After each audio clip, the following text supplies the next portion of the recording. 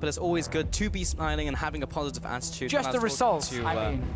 I'm sure there's a lot of good stuff to smile about. Indeed. Well, maybe we can start smiling as we get into the Champion Select with the new support Kaj on Fnatic. Used to be Kaj Bike, if you recognize the name. Used to be in Nordic Open, if you watch that. Alistair and Lulu will be the first couple of bans coming out from these teams. So when you play against SPRATTEL and Element, you ban Alistair. And it's not champion you also ban, it's against Steve, that's Fiora. These are the two main picks for Elements, the two biggest comfort picks for this team. So very, very normal on blue side that you ban them. Because also on blue side, you kind of want more OPs to be open. So you get a first pick and then you get second rotation, you get two more of these super strong contested picks. Only thing you have to be aware of now is, will you get into a trade-up like a Poppy for potentially a Corki? No in this case, because Fnatic are banning away Poppy, so they're basically lining up for Corki first pick in this case, or a Lucian first pick if they want that for Rekkles. That's been like the two contested ones. And the reason Lucian goes up there is because Kalista gets banned, and then obviously he's the second best of the AD carries, where Corki is better in mid lane. Of course, you hit the pool very hard, and then if you have the Corki in the mid lane, then it hits it again, and then you go on to like maybe the B tier AD carries like Caitlyn, maybe even seeing like a Jinx returning at some point, but like those are generally the champions you're looking towards. And I really like this from Fnatic, because I think MRRallez is still one of the big carries for Elements, and when they have been winning games, it was often him in these team fights together with SPRATTEL. So take away that best AD carry available. MRRallez has played a lot of Corki, but Corki is just not as strong as Lucian right now, at least not in the early stages of the game, so that's why teams value the Lucian higher. Well, Braum also picked up along the Corki. Let me just jump back on that one, by the way, before anyone takes it out of context. Sit back down. You know, Corki is fantastic. Corki is super, super OP. I just like him more as a mid laner than as an AD carry, and that's what the teams also like more. That's why they take the Lucian. Move on. Okay. Start cancelling out those tweets. That's not what he said. He's re-clarified. So cancel that one up, but waiting on the next two pickups. Spirit is having a wave there at the camera. You can see the new support coming in for Noxiac. It will be Kaj. It looks like Spirit a lot. Yeah. I don't camera yes, jump. So. Yeah, but yeah. Thresh will also be picked up for Kaj Bike. Back when I used to see him in kind of the amateur circuit, Thresh was like one of the strong champions for him because he's able to make these big plays. Yeah. A lot like a lot of kind of semi-pro supports would do that, so they can make the big plays happen, start carrying the game. Seems like they've carried that over into the LCS and they're securing that one for him. It's what we see so often from these solo queue supports in Europe. They all master Thresh, they have good mechanics, they can make big plays. I would say Noxiac was the same kind of player. Coming onto the stage, it's just so different though. It's so much more about your communication, your warding, and it's a very different environment for support compared to solo queue. And he probably needs a bit of time to adapt. Fnatic said the same, they're not expecting instant results from Kaj coming in, but he gets a comfort pick, and that's always great in your first game. And additionally, he has been in teams before in semi-professional play, unlike some people who just immediately come from the challenger solo. Like Rudy, for example. He was never in a team, he went into that lineup. But it is a different one, they'll operate in a different way. Let's head over to Elements, who picked up Lucian in the jungle and Malphite as well. Interesting. It's very interesting with Gilius and his champion pool, because he has been playing a lot of the standard picks, but then he has that pocket Lee Sin he really likes to play very often, as almost the only one right now. Because if you look at Spirit, he prefers the farm-heavy junglers. Nidalee, great early clear, can farm super, super effective very quickly. That's more a jungler for him, the carry style, where Gilius is more trying to make plays early on. He's very aggressive in the way he's playing. He's not afraid to try and insect you multiple screens away, like wall jump and flash forward and whatever. Oh, we've seen it. He is a playmaker. This Pulse is an old favorite of yours, the Nautilus top lane. Pulse hype intensifies. Yeah, so Nautilus coming back into the top lane. We've seen a lot of different tanks actually return up there. The Maokai, for example, the Nautilus now coming back in. I will go ham on this in-game, but I'm going to stop myself for now. Let's talk about one of the reasons they picked Nautilus here. First of all, against Corki, who's relying on his Valk to be safe, he can't escape the Nautilus Q, or the Nautilus ulti. It's gonna hit him at some point, so it's very difficult for Corki then to maneuver in these fights. But the most important one is that a tank was locked in top lane in the Malphite for Steve. Nautilus is unkillable for the Malphite, and there's this great item the teams are we seeing more and more of in solo queue, the ZZ Rod Portal, which is so good against tanks because they can't kill that portal. They can't really push it back. They can't really stop these Voidlings from keep spawning. I think we're gonna see that from Gamsu top in this one, and then you have this tank versus tank matchup that's just basically decided by the Voidings constantly pushing on towers, and it is so annoying to play against. ZZ-Rot is incredible against tank matchups and also heavy APs, like Ryze, Vladimir, for example, even Malphite, because they just can't kill those minions. You build Banner as well, and you actually just don't deal damage. Yeah, that's disgusting if you hit that point, but obviously, for Fnatic, we're gonna have to see if he actually builds it, otherwise Nautilus top has been played quite a bit in the LPL. Correct. Coming up as just on a pure tank, basically up in the top lane, Iceborne Gauntlet, and then just pure tank, and it's super hard to escape when he sits up there in the top lane. And it's very good against these very squishy double AD carry compositions, because Nautilus can guarantee that engage. And he's so hard to take down in the mid game because he just gets so tanky very quickly and has to shield from his W. Now we will be expanding on that one. Ooh, hello. Wow. Martin, Slow. yeah, from the forehead. Well, we can see the compositions and also the lineups from both of these teams. Use the hashtags, hashtag FNCWin for Fnatic if you think they're going to take this one home up against Elements, which is hashtag ELWin. And as the back of our heads, hello. Let's get into game. Let's see what happens here. Really want to see what Gamsu is building up in the top lane. Maybe we've been fooled by solo queue. Maybe. Looking too much at all the different things. I've seen Nasa's top lane with the ZZ-Rot as well. It's been very scary. Yeah, let's get into this one, Fnatic and Elements. But to touch on that one again, we tried that yesterday. You went for the Nasus. I wasn't sure if you actually put a pointing queue because you had like, what, 200 stacks, like 50 minutes? You don't need stacks when you're last hit with E-Pulse. That's how you're supposed to play Nasus. Let's see what happens in this game. Should be better from Elements than my performance yesterday. And they are invading in early to try and get some deep vision to spot a potential lane swap. Probably gonna see the standard 3 wards being placed down here towards the gate and the tier 2 tower. That's second one and third one. There we go. We will be talking more about wards tomorrow to all the common places.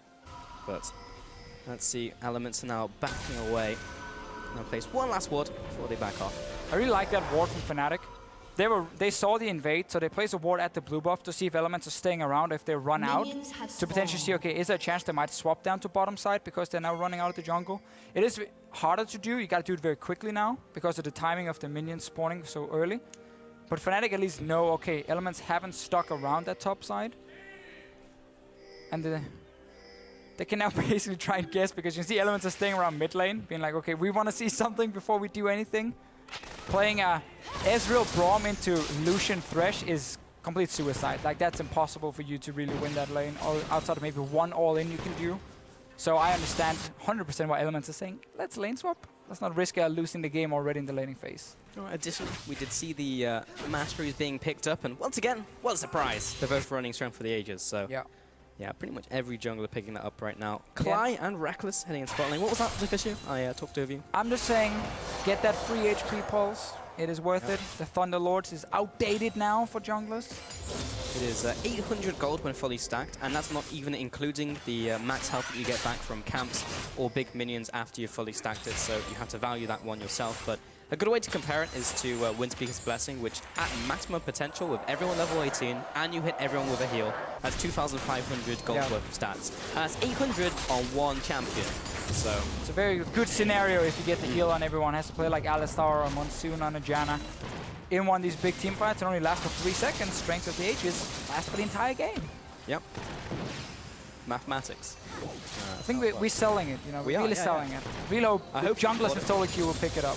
But wait, there's more. If you pick it up now, everyone's picking it up. Bottom lane. Alright, no surprise in terms of the lane swap. Both junglers have kind of divided the map between them. Everyone is fast pushing. This is what we see every time. So it's no longer about what happens on the first push. It's about what happens when the tower goes down. How the teams react to step number 2. Which player gets the gold. Normally you always want to see it on your top laner. Unless you play like an EZreal, then you can actually share the gold to get a tier on your back, which I believe Elements did up on top side. Actually, no, they didn't. Because they didn't even kill the tower. Thank you, observers. That is a big, big mistake. Like, this step should never go wrong. Like, you can practice this over and over and over and over. And this part is part of every single scrim these teams play. It's more once we get to like 20 minutes that teams start to maybe saying, let's take next scrim and so on if there's something going wrong and you don't practice late game shot calling. But this part you can practice every game. And that should never go wrong for Elements. They're now 1,000 gold behind already. Pushing in that one and not getting the tower. They have lost so much tempo in this lane swap now. Yeah, as you mentioned, that was the first step, and Elements just kind of fell over. And now Steve can't even push that tower. They didn't even manage to open the book. Gone up there. Not only didn't they read the book, they didn't even open the book in the first place. They saw the cover. That's step one. You know what? I don't think we need to read this. But now, Steve is going to go into bot lane. Well, the thing is, for Steve now, he can't stay top because he knows Spirit is now swapping to that side. Again, this is about playing around the strong side for each team, and obviously when you have the dual lane on one side, early on they are 2 members, so they're obviously going to be very strong, and therefore you put your support, also your jungler with them, meaning Steve can't stay and farm. He would get killed on the tower, forced away. So he has to go bot lane now. They have to try and trade for bot tower, but now the best case for Elements is they trade 1 tower for 1 tower. But they're still tower behind, because they didn't take the first one, obviously. So they just put themselves 1,000 gold behind. Let's see the tempo on this tower going down, because right now Elements are slightly behind still, and how fast they can kill tower. Meaning Gamsu will be able to pick up a little bit of extra farm once the tower dies here. Staying up on top, and man, not only didn't you get tower, that means no tier for your ezreal on the first back. Such a poor start. So, Deficio, in these scenarios where one team doesn't get the first tower and then you once again change up and you get the second one, so it's now 2-1, how do Fnatic now stay ahead and make another tempo play to continue staying ahead in this game? What do they do to capitalize? I mean, you got 1,000 gold lead already, you've already capitalized. Like, you've already gotten your advantage straight from this. And because Elements reacted quick enough and moved Steve bot lane, then he's not falling further behind in the CS or experience, so that's fine. You basically just lost 1,000 gold for nothing. That's the problem for Elements and the benefit Fnatic got. You keep seeing these wards in the lanes after towers go down. That's very smart, because you want to see where the other team is sending their dual lane, because they always want to move them around and deny the enemy top laner. It just means for Steve, he can see very quickly who's coming. Yep. Can I push out my wave, get extra CS? No, I have to back away. Okay, there's no risk then of Steve dying. You can see him run all the way to his tier 2 tower, even though Spirit and Kaj are both chasing him technically. So had he stayed with no vision, he could have died right here. Ooh, Gilius has been spotted in the jungle. Now he's backing off, but already pressure being put down by Fnatic with the runs coming out. Also with Kaj, so we're already seeing some synergy come in for Kaj and Spirit. And now, because you still have a tier 1 tower up top, you can invest everything on the other side, and you can push into enemy tier 2 tower, allowing you access into the enemy jungle. So that's your second benefit now. Not only did you get the gold, you now get free control of an enemy jungle, because you're just pushing this big wave up. Obviously, it was frozen by Elements after tower went down. Nidalee's group with the AD carry. Steve taking a lot of damage. Oh, the hook into the paw, and the last double tap with the ignite. Kaj, welcome to the LCS. That's the first blood going over to you. And again now, Fnatic can just make this play super safe. There's no chance of this going wrong, because Steve was sitting bot lane after the tower went down. Fnatic knows this. They can build up a big wave, and there's no TP pressure, obviously, because they're attacking the teleport player, which is Steve in this case. So you now get an easy tower here. Obviously, Elements should never been caught out under the tower. But now you have control in the enemy jungle, push up a big wave, you got tower advantage up top side, you get another tower advantage on bottom side. Elements is just falling flat on the face in this lane swap. Yeah. And Fnatic is just walking behind them, picking up all the gold they're dropping. Yeah, they fell over and can't get back up, and it's just getting worse and worse. Elements, or rather Fnatic, that push was so comfortable for them. They could stay there, wait for the minions to die to tower, then finish off, recall, take 5 minutes on a coffee break, come back, pick up some items, and restart the game. It's ridiculous how far they pulled ahead. So one of the really good things about Nidalee jungle, it was a pick that everyone hated coming into the split, because teams were using this like super snowball pick that had to get like an early kill to do anything. Teams have now figured out how to play with Nidalee, where it's more focused around having your super fast clear, and then grouping with your AD carry on towers. Heal him, give him attack speed, have your own range attack, and you can apply a lot of pressure early on these turrets. So by having Spirit coming in, the big wave, and because Elements had MRRallez sitting topside to try and get that tower, Malphite can't really do anything against the wave. There was no wave clear from Elements at all, or range poke. And Fnatic just used the big wave with Nidalee and the rest of the team to get another tower. So super good start by Fnatic. Super bad start by Elements. Simple as that. Gilius did manage to pick up the Rift Herald, however, so that is a small win. Silver linings and all that. So he'll go back to base, have the extra movement speed, and 10% extra damage. EIKA will be back in this mid lane. Funny thing about lane swaps, mid laners usually don't really do anything in them, so they sit mid lane. It's just like, oh, did we get ahead? Did we not get ahead? Well, I'll find out after it's finished. And now Fnatic, because again they've been faster at taking down these turrets, can look for either try and pressure the mid tower, or they can start pushing up top side and get into the red side jungle of elements and start pressuring that tier 2 tower up there. And then suddenly you have basically the map divided. You constantly have full pressure on one side. And the way it works in the current meta is once you lost your jungle, you can't really walk in there. So you have to mirror what the other team is doing.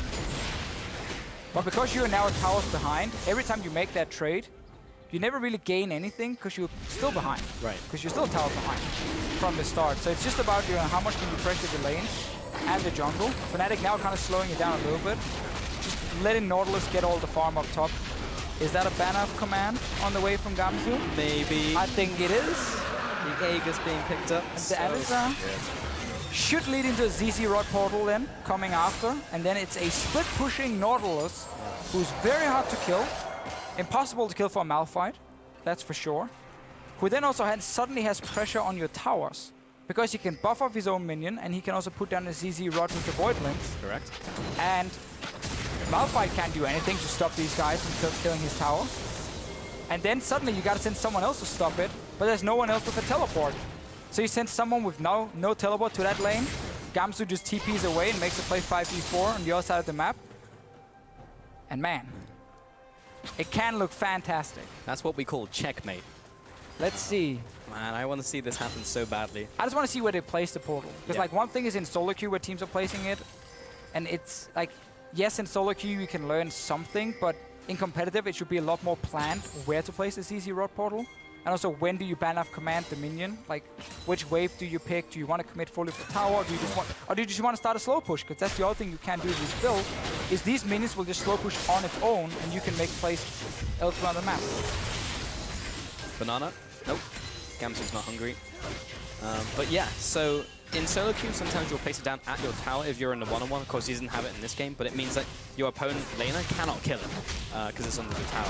I actually think Fnatic is dropping the ball here. There's no minion wave though. This wave has been pushing in for a long, long time. This was Element's good lane to play around. So unless Fnatic can actually trade for this inhib, but the thing is, Elements can recall now. And Fnatic haven't even reached the tower yet, so they're way too slow with this play. I actually didn't like that at all. Because you had that wave coming in and it was slow pushing from Gamsu. So he was so far down towards his own tower that it was easy for Element to just move in 4 members and make the push. So unless they can get something mid here from Fnatic, they just lost out on that play. Still, that was an inner turret, and this will be an outer turret if you kill EIKA as well. They don't get the tower either. No, that's cleared out by the fast bomb. The bottom tower was not even touched or scratched. Nope. They just pushed the minion wave in there and had to back into the jungle. They did get a little bit of vision there, but compared to a tower, Elements just evening this up a little. Even though it is 3-3 turrets in this game, Elements are still behind in terms of gold coming in from the lane CS. But still. Fnatic just didn't respect the play that Elements could make there. Yeah.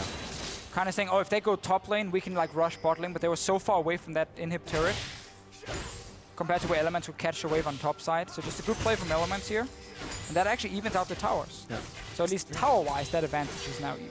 Well, it's like you were saying earlier, they need to make a play and then do one better to even up the game and then get ahead again by doing another play like that. But it all kind of rippled from that first tower. But now, this game is not looking quite as grim as it was a couple minutes ago. Well, you're still very far behind when it comes to top lane farm. Ban-off command is completed. Hey. He's already used it on the first cannon minion and Fnatic. You can see them pinging on it on the minimap. So now that wave is going to constantly push against Malphite. If you can keep that 1v1 going, you will slowly but surely chip away damage on this tier 2 tower top, which is the whole objective of this build from Gamsu. And if he leaves the lane and Steve leaves the lane as well with the minion alive, the ban-off command minion, that wave will keep pushing down on its own. At least get to the tower and get some damage, and then it will reset slowly. So let's see, Gamsu here, he's getting closer to the tower. Objective is keep the rest of Elements on the bottom side of the map. Yeah.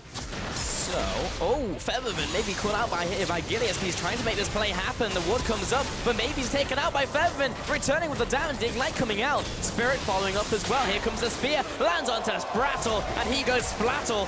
Now Spirit chasing after Gilius, looking for the takedown, doesn't quite get it, as MRRallez is there to stop him, but they keep up the chase. Kaj is trying to close in, has the Dark Passage, will flash. The hook, it goes wide, but he gets the charm and the flay regardless. There's another kill, Kaj setting up his team. And that's Fnatic getting everything. We just talked about how the objective is keep the rest of Elements on the bottom side. Killing them wasn't even part of the plan. They might get EIKA as well. You can run, you can hide, but the ultimate from Gamsu will still find you. They just got everything, and I just looked at my own screen. The top lane tier 2 tower with the Ban of Command minion is down to 50%. SPRATTEL, Man, complete also collapse. 50%. Just comes back, and he's only level 5. He'll try and defend this turret, but this should be going down to Fnatic. So, bottom lane here for Elements. They should know that the only play Fnatic is looking to make is just keep them there. And then they get surprised, they get jumped on. Gilius tried to make that big play we mentioned in Champs League. He likes to do on Lee Sin. But Febiven just basically outplayed him on it. Very easy, just a quick dash, nothing else. And now they just completely caught out while we have the 1v1 top lane. And Elements just have to try and run away, but against Nidalee mobility, Ahri is chasing. Impossible for Elements actually to escape at this point. And now they're just losing everything. Yeah, and Kaj was just able to clean up here. He goes for the flash and the hook. Doesn't quite connect, but the way that MRRallez had to move meant he was still in range for the flay, which set up the charm. So the play was still good by Kaj. Grabs the cloak. Oh, ZZ Rod hype. 60% there. We kind of killed the hype because we talked so much about it already. Yeah. But it's gonna happen. We can revisit it when it's complete. Yeah, we gotta look at where he puts the portal. Yes, that is the most hype thing coming out here. Because remember, he has to keep it in range. If you actually have used ZZ Rock Portal, you want to place it down and look at your mini-map, because it gives you an indicator of where it goes, how far the minions go, basically, if there's nothing interrupting them on the way. So you want to place it within range of a tower, so it reaches the tower, and those little minions explode, and you deal damage. Yeah, remember that at the end of the range, the minions start losing HP. So the tower will actually one-shot them if they start losing HP before they reach the tower. So you need to have it close enough that the minion is on full HP when it reaches the tower, so it explodes on it instead of just dying in front of it. Yeah, we have to see. So Ban of Command is used again by Gamsu. I know we're just talking from minimap because we haven't actually seen him do it a single time. But he has put it on another cannon minion. Steve is kind of saying, I know what's about to happen. I can't stop it. And Fnatic can either group on it with Rift Herald now, so you have Ban of Command plus Rift Herald to push in on Steve, and look how slow Elements are reacting, because they tried to take a dragon. They have no chance stopping this right now, because now Rift Herald buff is gonna happen. Ban of Command minion. Steve is like, okay, what am I doing on this? So good. Kind of fulfilling the theme of Nautilus, where he's just like trudging towards you and nothing you can do about it. Tower's down goes the tower.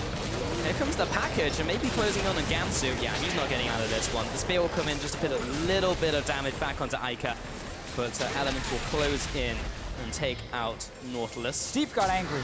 He did. Right there, watching his tower die. But Nautilus will be back, and so will Kaj. Another hook onto SPRATTEL. Another kill over to the team of Fnatic, and now they will try to capitalize and take this middle turret. This is not cheese, by the way. This is legit. This is a strategy we've seen in solo queue quite a bit this week from a lot of different players, like solo queue players, LCS players in solo queue as well. And it's just so impactful if you're able to get your single 1v1 lane, or if your team is able to set you up in that 1v1 lane and then rotate to that lane once those minions and the portal soon completed is put in place, because it forces the other team to hard engage. It forces the other team to hard engage on you, or your tower is just gonna die. It's also great because, unlike other split pushes, you can build it on a tank who is still useful in team fights as a front line, and then join the team fight anyway and still have the split pushing threat. So it's just so good on so many different fronts. But you can only build it into certain types of compositions. Like if someone's picking a Malphite, then it's just like prime ZZ. Oh yeah, that's the perfect one. If they play Fiora on the other hand, who will just instantly destroy your portal and never let you push them into tower. Useless. It doesn't work that well. But you can use it again as a slow pusher. Just one of the items, just to constantly have a minion wave pushing for you, so you force the enemy team to have to react and defend that minion wave at some point and catch the farm. So now all outer turrets are gone.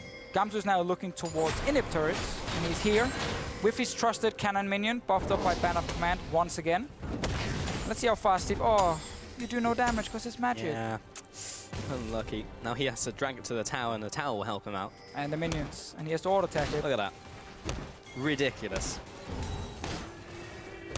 ZZ Rot. Kite.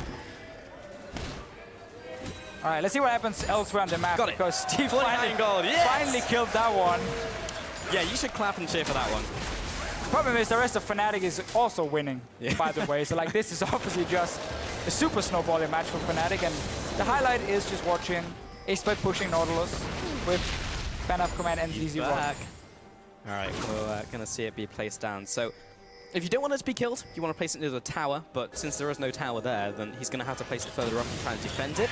Well, yeah, you just want to time it with your own minion wave arriving so that the first Voidling, preferably, because this one, this special one, every 4th Voidling and the first one have this special where they do 15% of your max HP and extra damage. So like these won't reach the tower because they're gonna die like before. Or get one-shot by the tower itself. Blop. Blop. That's what a Voidling sounds like when it dies, by the way. It is gonna slow push though, constantly, like the small Voidlings will deal damage, and if they kill someone, you get the gold. Whoa. And the CC Rod commercials, that is going crazy. Value. If you buy now, then you will get all the gold from these minions. I actually think if there's no minions in the way, those will reach the tower. No, the tower will one-shot them before they deal damage. But they become vulnerable as they walk up to the tower and there's nothing else there. They have this little grace period. So we'll see, because it's kind of on the fringe, so one of them could be right. Pretty sure I tested it yesterday and they won't deal any damage, we'll see. Sadly. I don't think it's gonna happen because Steve is gonna sit bot lane and try and play it out. But he's gonna have to find the portal. So he's gonna find it in here now. Then he has to kill the portal, which takes the same amount of time it takes to kill their Ban of Command minion, because now he's on it. This is actually just even worse. There we go. Oh. And then you just combine the two. Right hook, left hook. Right hook. This is the most exciting game Get him, Gamsu!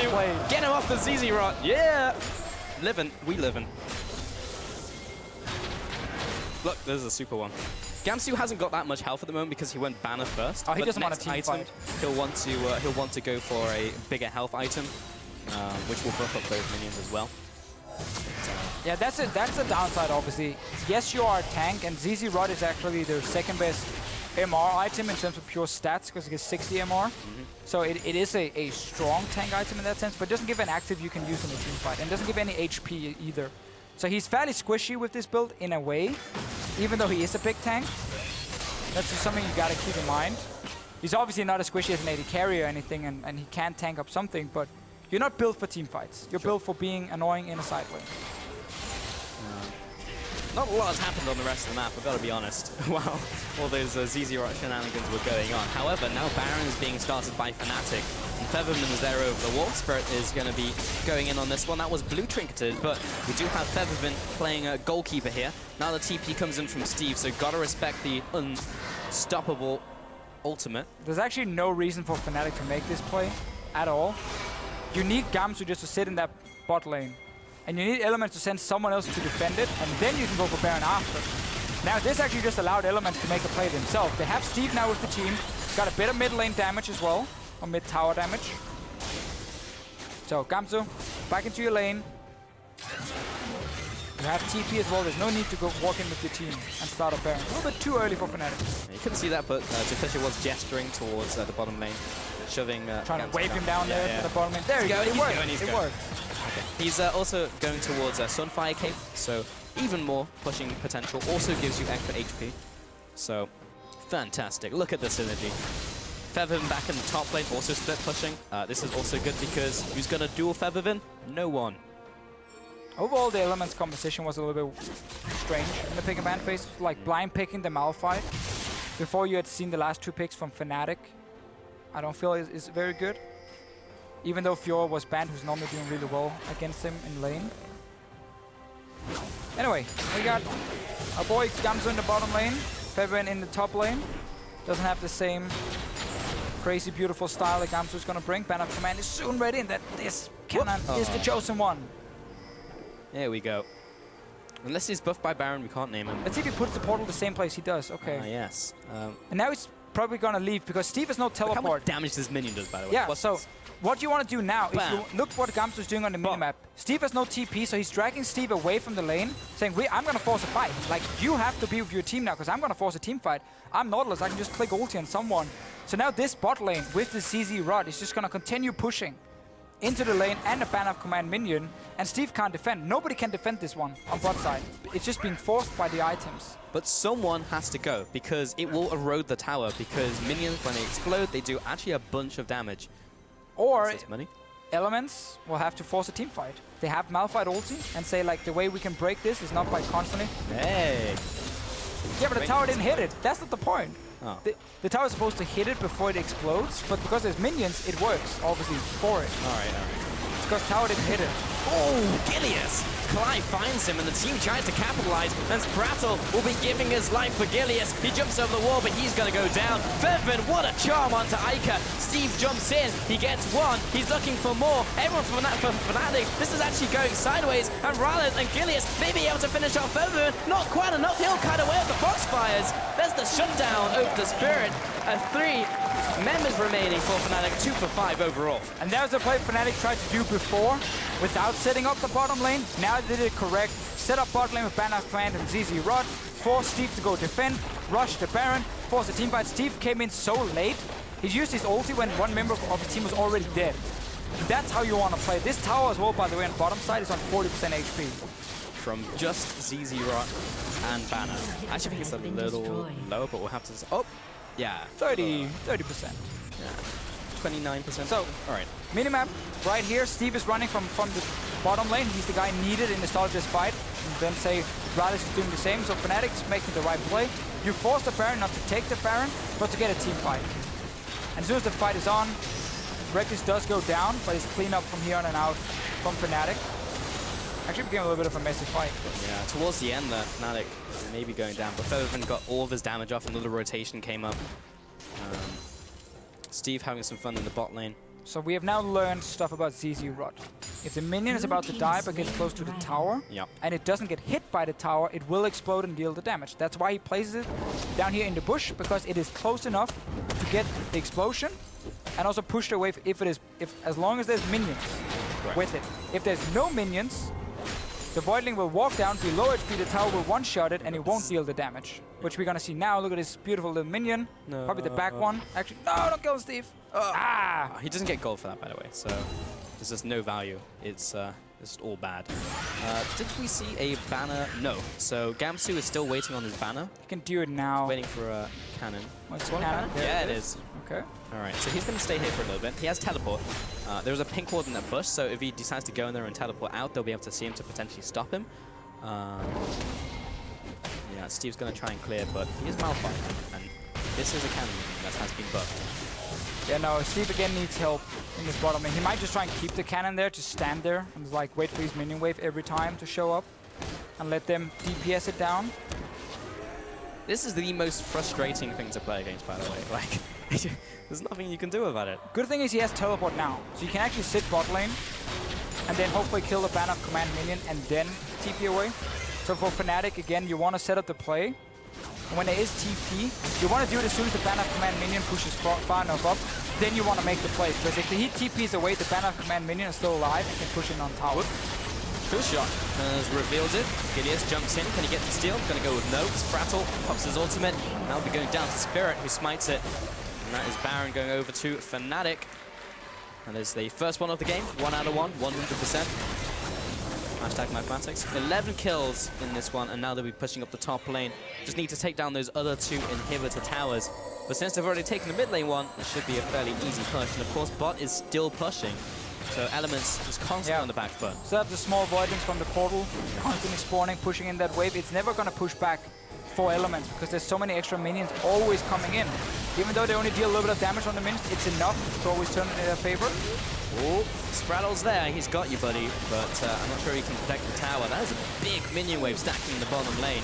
And as soon as it hits the tower, the voidings will start exploding on the tower. Steve has to engage, basically. He's being pulled in, he's getting CC'd up, he has unstoppable force, he just needs a place to use it. Gamsu is still quite tanky, there's another hook onto the Malphite. He gets the ultimate off, but maybe a little too late. Gilius is in there, but now Febiven is just going massive, and that was not the right way to kick him. There is a double kill going over to Rekkles' Lucian, and SPRATTEL will also go down. That's a 5-4-1, and Fnatic will close in for that win. Fnatic won the lane swap, had the strategy prepared, and Elements barely even showed up. What a clean game by Fnatic. Slow, methodical, and leveraging that ZZ Rock portal and coming for the win up against Elements. What a game by Fnatic.